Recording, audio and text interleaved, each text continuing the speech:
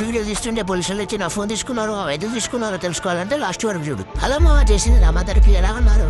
చాలా రోజుల తర్వాత వీడియో తీయడానికి కారణం ఏంటంటే మేమైతే వెమ్లవాడ వెళ్తున్నాం. మీ రోజులు ఎందుకు వీడియో అప్లోడ్ చేయలేదంటే నాకు కొంచెం సిగ్గు అనిపించింది మా వాళ్ళు చూసి ఏమన్నా అనుకుంటారేమో. నా ఫ్యామిలీ తోటి ఇలా వెళ్తున్నా అన్నమాట. చాలా రోజుల తర్వాత వర్షం పడుతుందని అయితే ఇక్కడ సైడ్కి అయితే పెట్రోల్ బంక్ దగ్గర చూస్తుంటేనే వర్షం చాలా ఎక్కువైపోతుంది. అందుకే వెనక మా బట్టలు తడిస్తేమో అని తడవకుండా పరుగైతే కట్టేస్తున్నారు మా వాళ్ళు.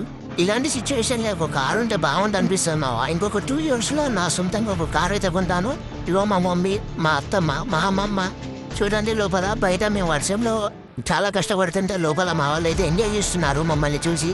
వీడు మా బంబర్వి నా మీద వర్షం పడుతుందని అయితే నాకు సైడ్ గా వర్షం పడకుండా పరదైతే కడుతున్నాడు. ఎంత ప్రేమ నా మీద.